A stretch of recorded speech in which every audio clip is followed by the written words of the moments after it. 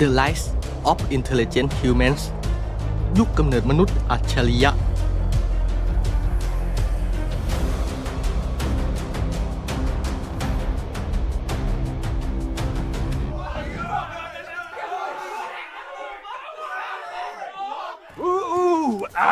Did you catch that? What did he say? Oh, ooh, ooh, ooh! Oh. ณ ตอนนี้ยังอยู่ในยุคไพลสโตซีนช่วงเวลาราว 500,000 ปีก่อนโลกเข้าสู่ช่วงน้ำแข็งรุนแรงอีกครั้งในรอบ 2 ล้านปีฐานน้ำแข็งหนากว่าก่อนหน้านั้นหลายเท่าปกคลุมยุโรปเอเชียตอนเหนือ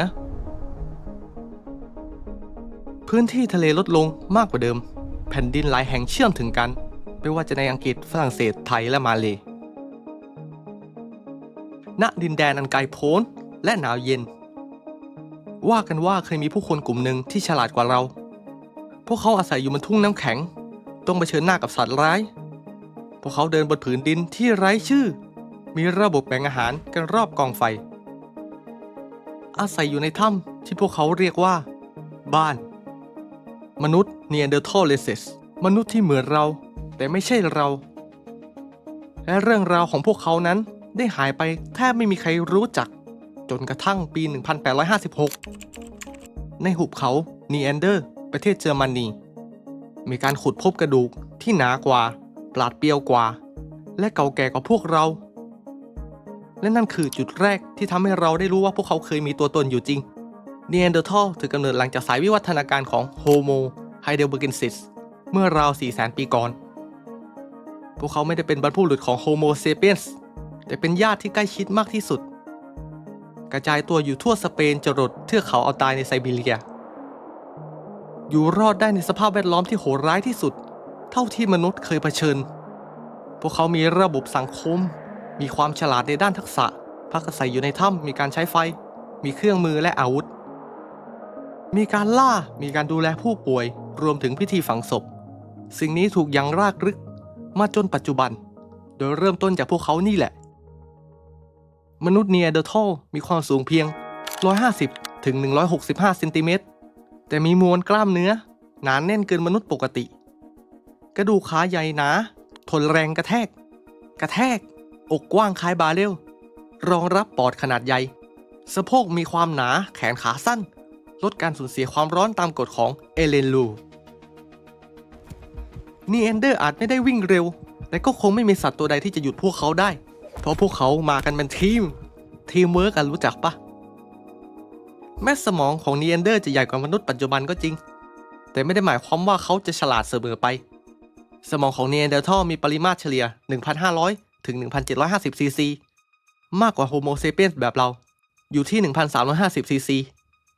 แต่สมองส่วนหน้าที่เกี่ยวข้องกับสติปัญญาอาจไม่ได้พัฒนาเท่าเซเปียนแต่สมองส่วนการมองเห็นการเคลื่อนไหวการวางแผนระยะสั้นดีกว่าแน่นอนสิ่งนี้จึงสำคัญในการใช้ล่าดวงตาของพวกเขาใหญ่กว่ามนุษย์ปกติช่วยในการมองเห็นในสภาพแสงน้อยป่าหุบเขาและฤดูหนาว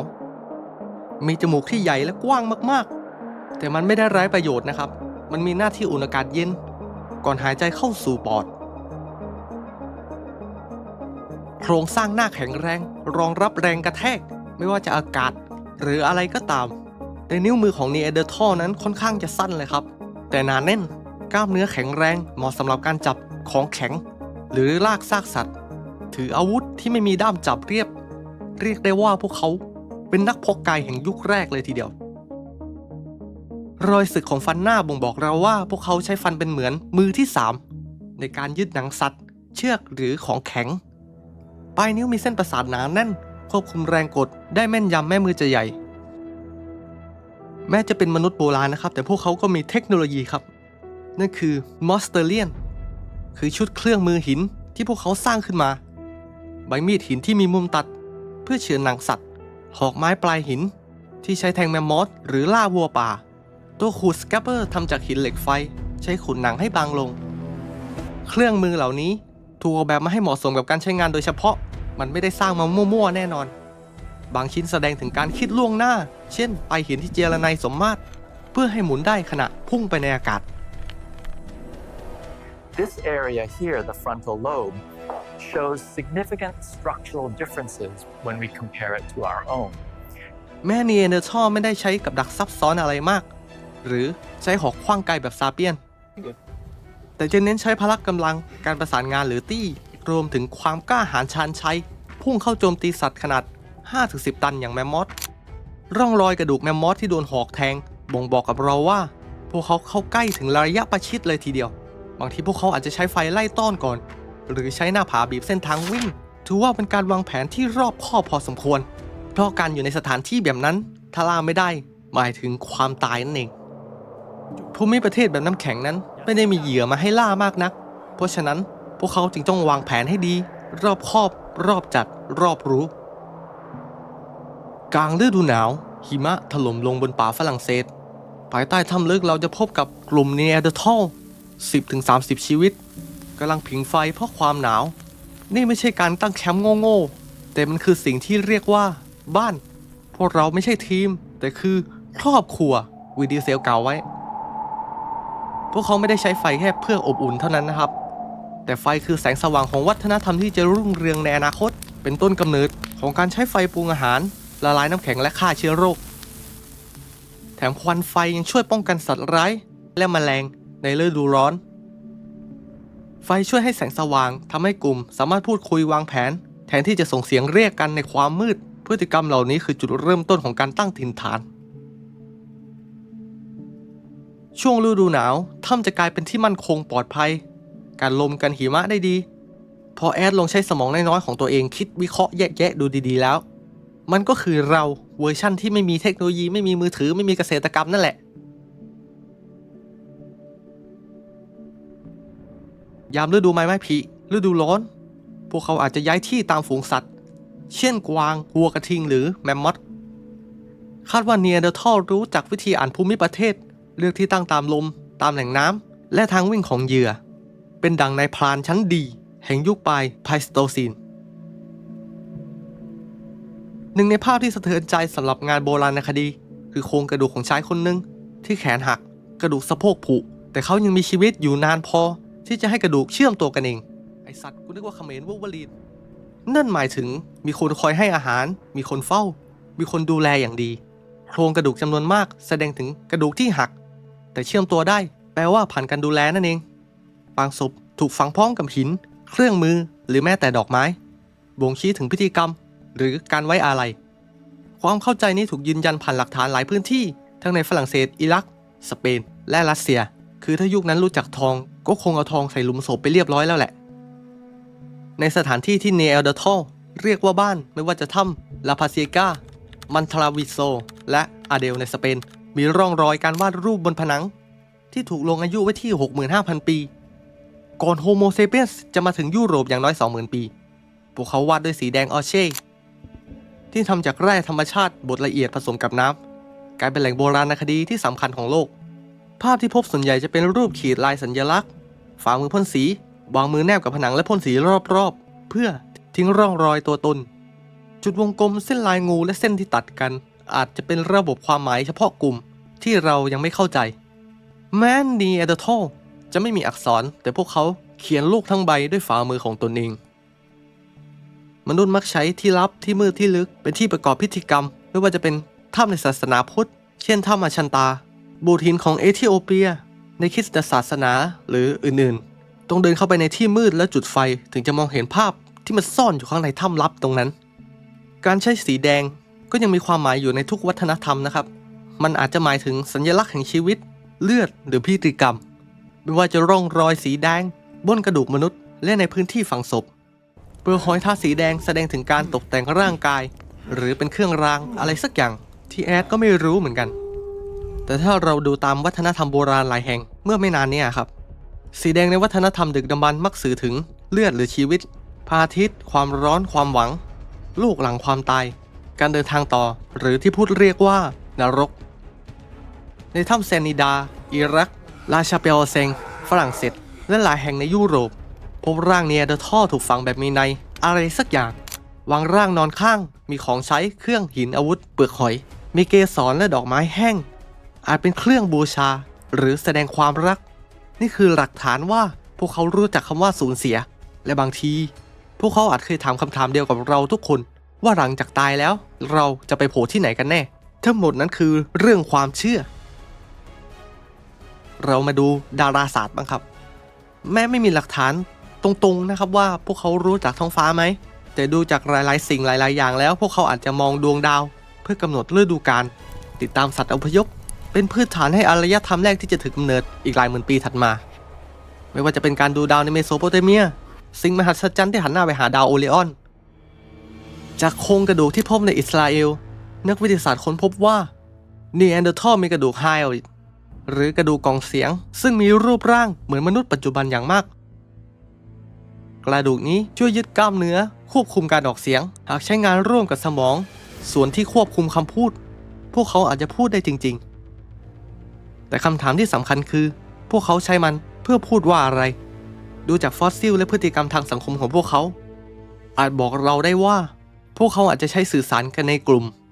ไม่ว่าจะกลุ่มนักล่าผู้ดูแลเด็กทีมล่าสัตว์การร่วมมือกันขนาดนี้อาจจะต้องใช้ระบบสื่อสารที่มากกว่าเสียงตะโกนอูอะอูอะนักมนุษยวิทยาก็เลยคาดการณ์เอาไว้นะครับว่าเสียงร้องต่ำๆอาจจะหมายถึงไปทางนี้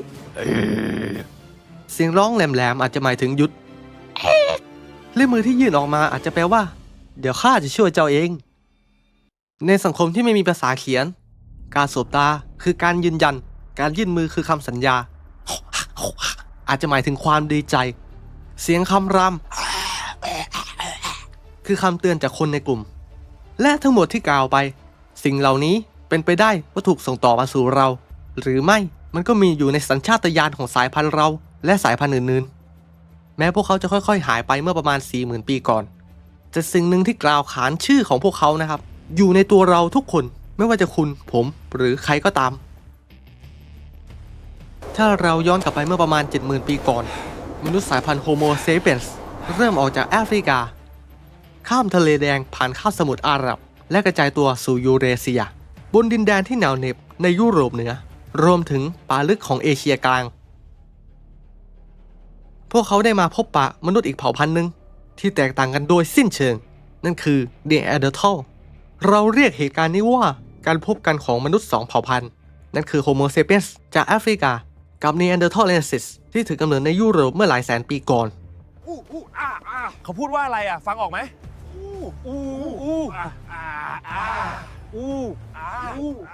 ไม่มีใครรู้แน่ชัดว่าการพบปะกันครั้งแรกนั้นเกิดอะไรขึ้นแต่หลักฐานจาก DNA ในกระดูกของพวกเขาและ DNA ของเราในปัจจุบันยืนยันได้ว่ามันไม่ได้จบที่การฆ่ากันอย่างแน่นอนเรียบร้อยโรงเรียนโฮโมเพราะมันจบด้วยการผสมข้ามสายพันธุ์จน DNA ของเนแอนเดอร์ทัลค่อยๆผสมผสานเข้ามาในโฮโมเซเปียนส์อย่างช้าๆปัจจุบันมนุษย์ทุกคนที่อยู่นอกแอฟริกามี DNA ของเนแอนเดอร์ทัลประมาณ 1% ถึง 4% ในร่างกายทุกคนยีนจากเนแอนเดอร์ทัลมีผลต่อสีผิวและความสามารถในการสร้างวิตามินดีในผิวของเรายีนบางตัวควบคุมความหยักหนาหรือบางของเส้นผมยีนบางตัวใช้ต้านไวรัสและแบคทีเรียที่เซเปียนส์ไม่เคยเจอมาก่อนแม้แต่ในสมองมีการพบว่ายีนจากเนแอนเดอร์ทัลบางตัวอาจส่งผลต่อการนอนหลับ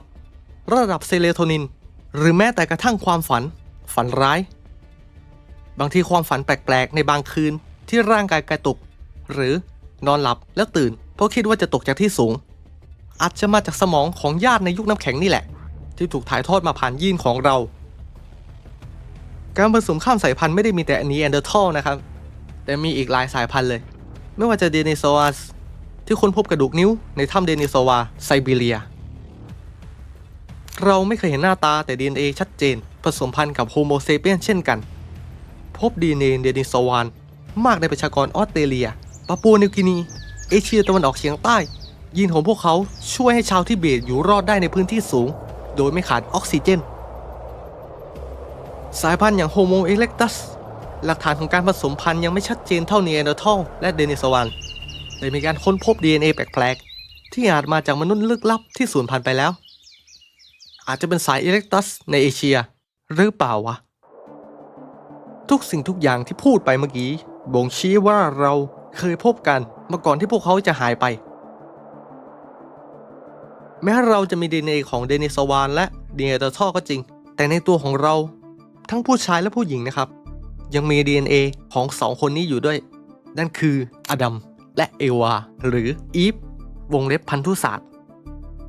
ชื่อเต็มก็คือไมโตคอนเดรียอีฟหรือภาษาฮิบรูเรียกว่าเอวาและYโครโมโซมอลอดัมพวกเขาไม่ได้อยู่ยุคเดียวกันและไม่ได้เป็นคู่รักกันอย่างที่พระคัมภีร์กล่าวเอาไว้แต่นักวิทยาศาสตร์เรียกสองชื่อนี้ตามพระคัมภีร์ศาสนาเพราะมีลักษณะใกล้เคียงกันและพวกเขาเกี่ยวข้องกับมนุษยชาติได้อย่างไรสืบเนื่องจากการค้นพบ DNA ในสิ่งมีชีวิตในปีคริสตศักราช 1987 ทำให้เกิดทฤษฎีไมโตคอนเดร i อีฟคือหนึ่งในสมมติฐานสำคัญที่จะใช้สนับสนุนแนวคิดว่ามนุษย์มีต้นกำเนิดร่วมกันจากหญิงคนหนึ่งในแอฟริกาโดยอาศัยการวิเคราะห์ทางพันธุกรรมในไมโตคอนเดรียซึ่งเป็นออร์แกเนลในเซลล์ที่ถ่ายทอดเฉพาะสายแม่เท่านั้นเธอมีชีวิตอยู่เมื่อประมาณ 150,000 ปีถึง 200,000 ปีที่แล้วในแอฟริกาตะวันออกเธอเป็นหญิงคนเดียวในรุ่นของเธอที่สืบทอดลูกหลานเป็นหญิงต่อเนื่องมาได้จนถึงปัจจุบัน mtDNA จากเธอยังมีอยู่ในทุกคนที่มีชีวิตในปัจจุบันเรื่องนี้ไม่ได้หมายความว่ามนุษย์มีหญิงแค่คนเดียวในยุคนั้นแต่หมายถึงคนอื่นๆในรุ่นเดียวกันไม่มีลูกสาวต่อเนื่องยาวนานมากพอที่ mtDNA จะตกทอดมาถึงทุกวันนี้ไมโตคอนเดรียมี DNA ของตัวเองไม่ผสมเข้ากับ DNA พ่อถ่ายทอดผ่านทางสายแม่เท่านั้นทำให้เราสามารถไล่ย้อนพันธุกรรมได้อย่างแม่นยำการกลายพันธุ์ของ mtDNA เกิดขึ้นแบบสม่ำเสมอเป็นเหมือนนาฬิกาชีวภาพที่เราสามารถย้อนเวลาได้กลายเป็นการสนับสนุนมนุษย์ยุคใหม่มีจุดกำเนิดในแอฟริกาตรงข้ามกับทฤษฎีหลายจุดกำเนิดที่เคยนิยมมาก่อนหน้า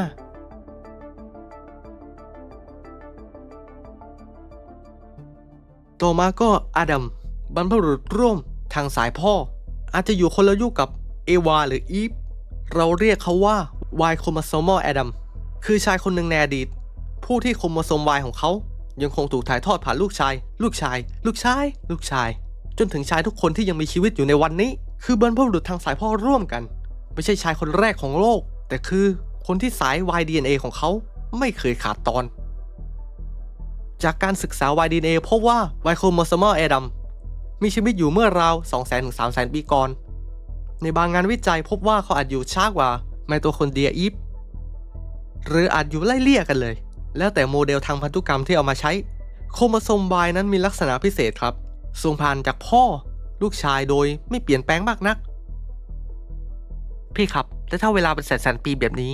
เราจะไปหาพ่อของพ่อตรงไหนครับพี่ก็ต้องบอกแล้วนะครับว่า DNA ของเราทุกคนเนี่ยเกือบเหมือนกันกว่า 99.99% นะครับแต่จุดที่แตกต่างกันเล็กน้อยก็คือ mutation นี่แหละที่สำคัญมากๆเราไม่ต้องไปหาพ่อตรงไหนเลยครับดูในตัวเราก็พอโครโมโซม Y แทบไม่มีการจับคู่กับแม่เลยครับไม่ถูกสลับผสมดังนั้นมันเปลี่ยนแปลงช้าแต่ต่อเนื่องโดยเฉลี่ยแล้วโครโมโซม Y จะเกิดการกลายพันธุ์ประมาณ1จุดทุกๆ100ปีถ้าผ่านมา 200,000 ปีก็ประมาณ 2,000 รุ่นนั่นแปลว่า DNA ของชายแต่ละคนก็จะมีความแตกต่างกันเล็กๆน้อยๆจากต้นฉบับเพิ่มเติมขึ้นเรื่อยๆเราก็ย้อนความแตกต่างกลับไปเพื่อตรวจสอบและทำให้เรามั่นใจในความเป็นจริงพ่อของอดัมก็เป็นพ่อของเราทุกคนเช่นกันนะครับแม้ DNA จะแตกต่างกันก็จริงแต่เราสามารถเปรียบเทียบจุดมิวเทชันเหล่านี้ระหว่างคนทั่วโลกได้เอามาวาดเป็นต้นไม้พันธุกรรม Phylogenetic Tree จุดที่เส้นทั้งหมดแยกออกจากกันคือบรรพบุรุษร่วมของ Y Chromosomal Adam ทำให้เราสามารถสร้างต้นไม้ครอบครัวของมนุษยชาติสายพ่อได้ครับแม้นเขาไม่ได้อยู่ยุคเดียวกับไมโตคอนเดรียอีฟแต่ในที่สุดลูกหลานของทั้งสองก็ได้เจอกันและผสมสายพันธุ์มั่วซั่วตัวเหลิงจนเป็นเรามีทฤษฎีที่กล่าวว่าหากไล่สายแม่สายพ่อไปมากพอทุกคนจะไปเจอ2คนนั่นแหละครับนั่นคืออดัมเอวากลายเป็นหนึ่งในการค้นพบที่ยิ่งใหญ่ที่สุดอีกครั้งและถูกเชื่อมโยงกับพระคัมภีร์เสริมนิดนึงนะครับปกติแล้ววิทย์เขาไม่ได้ไปเชื่อมกับศาสนาหรอกครับผมแค่เอามาเล่าเฉยๆแล้วกันแต่ว่ามีครั้งหนึ่งนะครับที่วิทยาศาสตร์กับศาสนาได้เชื่อมกันแบบ 100% เลยนั่นคือเหตุการณ์ในปี 1996 เพราะสมเด็จพระสันตะปาปายอนปอที่ 2ได้กล่าวถ้อยคำแถลงในที่ประชุมของ Pontifical Academy of Sciences อย่างเป็นทางการว่า Evolution is more than hypothesis วิวัฒนาการเป็นมากกว่าความเชื่อ และยังเสริมอีกว่ามีหลักฐานมากมายที่ถูกค้นพบจากการวิจัยที่หลากหลายซึ่งสนับสนุนทฤษฎีวิวัฒนาการ Converging evidence for many scientific fields provides significant support for this theory ก่อนหน้านั้นหลายกลุ่มในคริสตจักรมองว่าทฤษฎีวิวัฒนาการขัดแย้งกับคำสอนเรื่องพระเจ้าที่สร้างมนุษย์โดยตรงแต่พระสันตะปาปายอปอที่2เชื่อว่าความจริงของศาสนาและความจริงทางวิทยาศาสตร์ไม่จำเป็นต้องขัดแย้งกันก็ได้ท่านแยกประเด็นเป็น2ส่วนหลักๆก็คือวิทยาศาสตร์อธิบายว่าร่างกายมนุษย์ว่ามาจากวิวัฒนาการแต่จิตวิญญาณของมนุษย์ยังคงมาจากพระเจ้าซึ่งเป็นมุมมองที่ประสานวิทยาศาสตร์เข้ากับความเชื่อเข้าด้วยกันถือเป็นครั้งแรกในประวัติศาสตร์ของคริสตจักรคาทอลิกที่ยอมรับทฤษฎีวิวัฒนาการของดาร์วินอย่างเปิดเผยกลายเป็นการยุติความตึงเครียดระหว่างวิทยาศาสตร์กับศาสนาที่มีมาตั้งแต่ศตวรรษที่19เป็นสัญญาณว่าศาสนาสามารถปรับตัวเข้ากับความรู้ใหม่โดยไม่ละทิ้งความเชื่อเก่าๆคำพูดของพระสันตะปาปายังสอดคล้องกับสิ่งที่นักวิทยาศาสตร์ค้นพบในช่วงทศวรรษ 1990 เช่นกันนั่นคือการถอดรหัส DNA มนุษย์การเปรียบเทียบกับลิงใหญ่อย่างชิมแปนซีการค้นพบฟอสซิลมนุษย์โบราณที่เชื่อมโยงแต่ละสายพันธุ์เข้าด้วยกันอย่างชัดเจนยิ่งขึ้นและการใช้ไมโทคอนเดรีย DNA และ Y โครโมโซมไล่ย้อนต้นกำเนิดของอดัมกับอีฟต่อมาโลกได้เริ่มต้นโครงการ Human Genome Project เป้าหมายก็คือถอดรหัสพันธุกรรมทั้งหมดของมนุษย์ให้ได้โดยจะมีความยาว DNA ทั้งหมด 3,000 ล้านคู่เบสใช้เวลามากกว่า13ปีและงบประมาณกว่า 3,000 ล้านดอลลาร์สหรัฐร่วมมือโดยนักวิทยาศาสตร์จากอังกฤษสหรัฐญี่ปุ่นฝรั่งเศสเยอรมนีและจีนโดยมีจุดมุ่งหมายไม่ใช่แค่เพื่อรู้ลำดับเบสแต่เพื่อเข้าใจแผนที่ของชีวิตทั้งหมดที่ทำไปไม่สูญเปล่าเพราะผลลัพธ์ที่ได้นั้นสรุปได้ว่ามนุษย์มียีนเพียง 20,000 ยีนเท่านั้นน้อยกว่าที่คาดเอาไว้กว่า 98% เป็น non-coding DNA หรือ DNA เงียบและที่สำคัญมนุษย์มี DNA ใกล้เคียงกับชิมแปนซีถึง 98.8% ความแตกต่างที่เราภูมิใจสีผิวภาษาและวัฒนธรรมการพูดได้กลับมาจากความแตกต่างของ DNA เพียง 0.1% เท่านั้นเองเขาไม่ได้ต้องการรู้แค่นี้นะครับแต่การศึกษาครั้งนี้นำไปสู่การสร้างหลายๆสิ่งหลายๆอย่างไม่ว่าจะสร้างยาดัดแปลงพันธุกรรมสัตว์ดัดแปลงพันธุกรรมมนุษย์เช่นอนาคตเราอาจจะเลือกหน้าตาของลูกที่จะเกิดมาได้ฉลาดความสูงหรืออะไรก็ตามเลือกได้หมดเพราะฉะนั้นที่ทำไปไม่สูญเปล่าอย่างแน่นอนจริงๆไม่ต้องรอถึงอนาคตหรอกครับเขาทำได้แหละครับแต่ว่ามันผิดศีลธรรมผิดจรรยาบรรณเขาก็เลยไม่ทำกันเหมือนผมเคยอ่านนะครับที่นักวิทยาศาสตร์จีนเขาดัดแปลงพันธุกรรมของเด็กเพื่อให้ต้านโรค HIV และทำสำเร็จด้วยแต่ว่าเขาโดนสาปส่งไปเรียบร้อยแล้วครับเพราะว่าผิดจรรยาบรรณอย่างร้ายแรง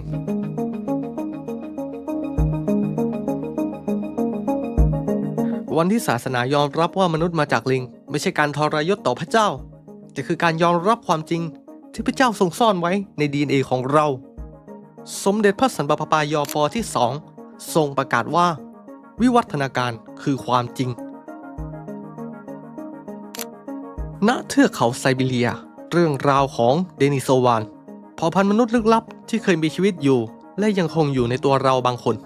เมื่อกี้ได้เล่าไปแล้วนะครับว่าเจอกระดูกนิ้วใช่ปะเนี่ยตัวนี้เลยเพราะในปี 2010 นักวิทยาศาสตร์ขุดพบกระดูกนิ้วก้อยของเด็กหญิงอายุราว 40,000 ปี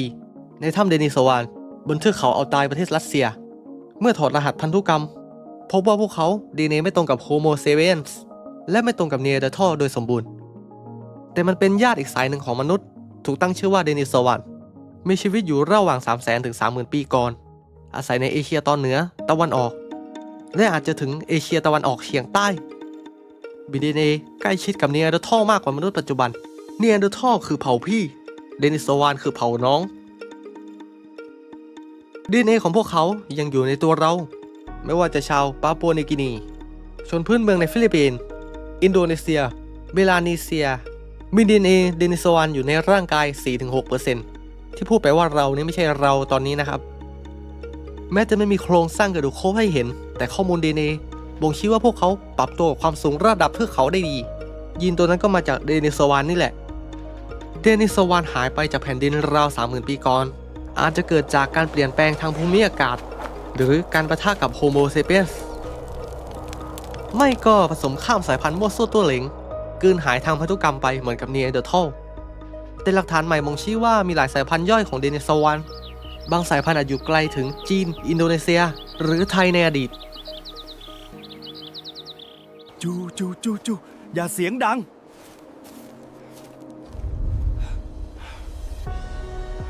ในประวัติศาสตร์ยาวนานของโลกที่เคยมีมนุษย์หลายสายพันธุ์เคยกำเนิดมาบนโลกของเรา แต่มีสายพันธุ์หนึ่งเท่านั้นที่ยังคงอยู่มาจนปัจจุบันสายพันธุ์นั้นก็คือ Homo sapiens มนุษย์ผู้ฉลาด2 เท่าหรือที่เราเรียกกันสั้นๆว่าเราหลักฐานของฟอสซิลและพันธุกรรมชี้ตรงกันว่า Homo sapiens มีต้นกำเนิดในแอฟริกาตะวันออกราว 300,000 ปีก่อนโดยวิวัฒนาการต่อจาก Heidelbergensis ต่อมาก็เป็น Homo erectus คือสายพันธุ์ที่เปลี่ยนผ่านที่ใกล้เคียงที่สุดของ Homo sapiens sapiens มากที่สุดเป็นหลักฐานสำคัญว่ามนุษย์สมัยใหม่ไม่ได้เกิดขึ้นแบบปุ๊บปั๊บแต่ค่อยๆกลายเป็น Modern Human ผ่านการเปลี่ยนแปลงเล็กๆในหลายหมื่นถึงหลายแสนปีสนับสนุนทฤษฎี Out of Africa มนุษย์เกิดในแอฟริกาแล้วจึงกระจายตัวออกไปทั่วโลกพวกอีดาวตูมีวัฒนธรรมหลากหลายเหมือนกันไม่ว่าจะพิธีกรรมทางศาสนาการฝังศพมีร่องรอยการเจรไนกะโหลกสื่อถึงแนวคิดเรื่องชีวิตหลังความตายหรือการให้เกียรติผู้ล่วงลับอาจเป็นมนุษย์กลุ่มแรกที่เริ่มเข้าใจความตายในเชิงนามธรรมอย่างแท้จริง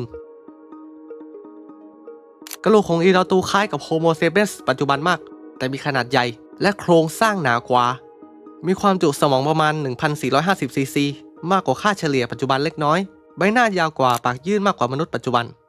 พวกเขาคือมนุษย์ที่ยังไม่สมบูรณ์เท่าเราถูกค้นพบในปี 1997 โดยทีมไว้และทีมบรรพมนุษยวิทยาขุดพบโครงกระดูกมนุษย์อายุราว 160,000 ปี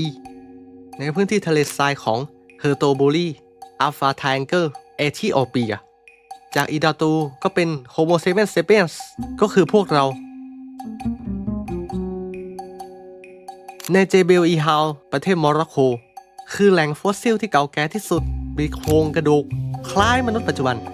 สมองขนาดเทียบเท่าเรานั่นคือ 1,350 ซีซีโครงหน้าเล็กกระดูกคิ้วนูนลดลง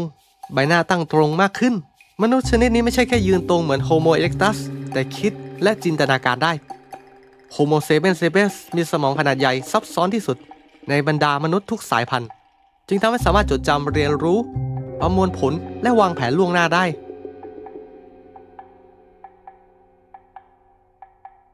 สมองส่วนนีโอคอร์เทกซ์เติบโตอย่างชัดเจนมีศักยภาพในการเข้าใจนามธรรมสร้างภาษาและการสื่อสารด้วยสัญลักษณ์เชื่อมโยงกับความสามารถในการสร้างวัฒนธรรมครั้งแรกรวมถึงพิธีกรรมพวกเขาสร้างเครื่องมือที่ซับซ้อนที่สุดมีการวางกับดักและล่าสัตว์เป็นฝูงใช้ไฟได้เก่งมีการสร้างเสื้อผ้าและหลบภัยในที่ปลอดภัยมนุษย์สายนี้เริ่มสร้างสังคมที่แท้จริงมีการแบ่งงานอย่างชัดเจนนักล่าผู้ดูแลเด็กดูแลคนเจ็บดูแลผู้ชราภาพหลายฟอสซิลแสดงถึงหลักฐานของกระดูกที่แตกหักและเชื่อมต่อกันเหมือนนีแอนเดอร์ทัลพวกเขามีระบบเลี้ยงดูลูกที่ยาวนานยิ่งขึ้น Extended Childhood แบบเราสมองเด็กโตนอกครรภ์ต้องเรียนรู้ผ่านทางสายตาสีหน้าสัมผัสและเสียง What is he saying? Can you understand? Homo sapiens ไม่ได้เติบโตอย่างลำพังนะครับแต่เติบโตจากระบบสังคมช่วงเวลาราว 70,000 ถึง 40,000 ปีที่ผ่านมาเกิดสิ่งที่เราเรียกกันว่า Cognitive Revolution หรือการปฏิวัติทางความรู้มีการวาดภาพบนผนังถ้ำแบบจริงจัง Cave Paintings ไม่ว่าจะในถ้ำลัสโกโชเวฝรั่งเศสอัลตามิล่าในสเปนและซูลาเวซีในอินโดนีเซียมีการใส่เครื่องประดับเปลือกหอยเขี้ยวสัตว์ไม้และหินเจรไนพวกเขาสร้างฟุตที่ทำจากกระดูกนกอายุราว 35,000 ปีพบได้ในถ้ำไกส์โคเตลเยอรมนีทำจากกระดูกนกแร้งอายุราว 35,000 ถึง 40,000 ปีแสดงให้เห็นถึงพวกเขารักเสียงดนตรีการเล่นสนุกเป็นกลุ่มหรืออาจใช้ในพิธีกรรมฝังศพยุคแรกโฮโมเซเปียนส์ฝังศพในตะวันออกกลางราว 100,000 ปีก่อนในถ้ำสกูและคัสซะในอิสราเอลพบโครงกระดูกมนุษย์ที่วางในท่าที่จัดไว้อย่างตั้งใจเช่นมือไขว้หรือนอนตะแคงมีการฝังศพพร้อมดอกไม้สีแดงอัลโคและหินวางรวมเอาไว้ในหลุมบางร่างพบกับเครื่องประดับเช่นสร้อยเปลือกหอยเจาะรูอาจสวมไว้ก่อนเสียชีวิตบางครั้งมีการฝังศพพร้อมเครื่องสังเวยบางหลุมศพพบเด็กฝังพร้อมเขี้ยวสิงโตอัมพันและเปลือกหอย เชื่อมโยงถึงความรัก ความสูญเสีย และความเชื่อเรื่องโลกหลังความตาย เขาไม่ได้เพียงแค่อยู่แต่เริ่มตั้งคำถามของความหมายในการมีชีวิตอยู่ และอะไรกันที่อยู่หลังความตายนั้น ต่อมาการฝังศพในยุคหลัง 10,000 ปีที่ผ่านมาก็คือยุคหินใหม่ เราจะเริ่มมีสุสานที่ชัดเจนขึ้น เช่น Domus Tumulus Stone Cycles มีการพบสิ่งของที่ฝังร่วมกันมากขึ้น เช่นอาวุธเครื่องประดับภาชนะต่างๆ แสดงถึงความเชื่อโลกหลังความตาย หรือการส่งของไปให้ผู้ล่วงลับ ต่อมาในยุคโลหะ สุสานเริ่มขนาดใหญ่ยิ่งขึ้น เช่นพีระมิดหรือเนินฝังศพยุโรป ราชวงศ์ผู้นำมักถูกฝังพร้อมค่ารับใช้ สัตว์ หรือเครื่องบูชา สิ่งนี้บ่งบอกว่ามนุษย์เริ่มรับรู้ถึงความตาย ในระดับสัญลักษณ์ มีความคิดเชิงจิตวิญญาณ และทั้งหมดนี้มันยังรากลึกในเราทุกคน Homo sapiens sapiens ถือเป็นสายพันธุ์เดียวในประวัติศาสตร์ที่ออกจากแอฟริกา และยึดของทุกทวีป ไม่ว่าจะตะวันออกกลาง 100,000 ปีก่อน เอเชียใต้เอเชียตะวันออกเฉียงใต้ 70,000 ปีก่อน ออสเตรเลีย 65,000 ปีก่อน ยุโรป 45,000 ปีก่อน อเมริกาเหนือใต้ 15,000 ถึง 12,000 ปีก่อน เมื่อโฮโมเซเปียนส์อพยพจากแอฟริกาพวกเขาพบกับมนุษย์กลุ่มอื่นๆ อย่างที่เล่าไปก่อนหน้า อย่าเสียงดัง ผมจะสรุปให้อีกทีว่ามนุษย์มี DNA ของ Neanderthals 1-4% ในชาวเอเชียและออสเตรเลียก็จะมี DNA ของ Denisovans เราคือลูกหลานของการผสมพันธุ์ข้ามสปีชีส์ไม่ใช่เลือดบริสุทธิ์แบบเทพนิยาย ในไทยก็มีหลักฐานว่ามนุษย์สมัยใหม่ได้เข้ามาตั้งถิ่นฐานอย่างน้อย 30,000 ปีถึง 10,000 ปีที่แล้ว จากถ้ำโบราณในภาคเหนือและภาคกลาง เช่น ถ้ำผีแมนแม่ฮ่องสอน ถ้ำจอมทอง ถ้ำโลงกระบี่ และลำปางแมน แม้จะเป็นโฮโมเอเล็กตัสแต่แสดงถึงการอาศัยในพื้นที่เดียวกัน นั่นคือประเทศไทย และนั่นคือทั้งหมดของ Homo sapiens sapiens sapiens sapiens sapiens หรือพวกเรา เดี๋ยวผมจะมาสรุปไทม์ไลน์การเดินทางอันยาวนานทั้งหมดให้อีกรอบ 13,800 ล้านปีกำเนิดบิ๊กแบงเรื่องนี้เคยเล่าไปแล้วนะครับแต่มันสั้นเดี๋ยวค่อยทำใหม่กำเนิดเอกภพพลังงานสสารเวลากฎฟิสิกส์ทั้งหมดเริ่มต้นขึ้นที่บิ๊กแบงต่อมา 4,600 ล้านปีก่อนการก่อตัวของระบบสุริยะเกิดจากฝุ่นก๊าซและดาราจักร 4.54 พันล้านปีกำเนิดโลกจากการรวมของเศษวัสดุแผ่นหมุนรอบดวงอาทิตย์ 4.4 ถึง 4.2 ล้านปีกำเนิดน้ำจากชั้นบรรยากาศหรือดาวหางและอุกกาบาตน้ำมา 3.8 พันล้านปีกำเนิดสิ่งมีชีวิตเซลล์เดียวพวกโพแคริออตส์แบคทีเรียโบราณในทะเลลึกกำเนิดสิ่งมีชีวิตหลายเซลล์สิ่งมีชีวิตเริ่มรวมกลุ่มและทำงานร่วมกันเป็นจุดกำเนิดเริ่มต้นของหัวใจสมอง 511 ล้านปีก่อนเข้าสู่ยุคแคลมเบียนแอคโพลซันส์สิ่งมีชีวิตเริ่มซับซ้อนปรากฏตัวขึ้นพวกไทโรไบต์หนอนฟองน้ำเรียกภาษาไทยว่าการระเบิดของสิ่งมีชีวิตที่แปลกประหลาด 420 ล้านปีก่อนกำเนิดปลาครีบคู่ลอฟเฟนเดฟิสเช่นทิกทาลิกเริ่มคานขึ้นบกต่อมา 375 ล้านปีก่อนเดโนเวียนกำเนิดเทตาบอสแล้วแตกออกเป็น2สายได้แก่แอมฟิเบียสัตว์ครึ่งบกครึ่งน้ำและแอมเนสสัตว์ไข่แบบมีเยื่อหุ้มสู่สัตว์เลื้อยคลานและสัตว์เลี้ยงลูกด้วยนมหรือนก 250 ล้านปีเพอร์เมียนและไทยครองโลกสิ้นสุดด้วยการสูญพันธุ์ครั้งใหญ่ที่สุดโลกก็ใช้เวลายาวนานมากครับและฟื้นฟูเกิดเป็นยุคไดโนเสาร์ต่างๆ 252 ถึง 66 ล้านปีก่อนเมโซซอยยุคไดโนเสาร์และก็สูญพันธุ์เมื่อ 66 ล้านปีก่อนโลกได้เข้าสู่ยุคเซโนโซอิกอีลายุคสัตว์เลี้ยงลูกด้วยนมของโลก 65 ล้านถึง 10 ล้านปีก่อนกำเนิดไพรเมทบรรพบุรุษร่วมของมนุษย์และลิงกอริลลา7 ล้านปีต่อมาซาเฮลเลโทพอสบรรพบุรุษที่อาจยืน2ขาอีก 3 ล้านปีกำเนิดออสตราโลพิธีคัสเดิน2ขายังปีนต้นไม้ได้เช่นป้าลูซี่ 1.6 ล้านปีต่อมากำเนิดโฮโมฮาบิลิสใช้เครื่องมือเป็นอีก 600,000 ปีกำเนิดโฮโมเอเล็กตัสเดินไกลใช้ไฟออกนอกแอฟริกากระจายตัวทั่วโลก 1 ล้านปีต่อมากำเนิดโฮโมไฮเดเบอร์เกนซิสบรรพบุรุษร่วมของเนียเดอร์ทัลและเซเปียนส์ 400,000 ปีต่อมากำเนิดเนียเดอร์ทัลส์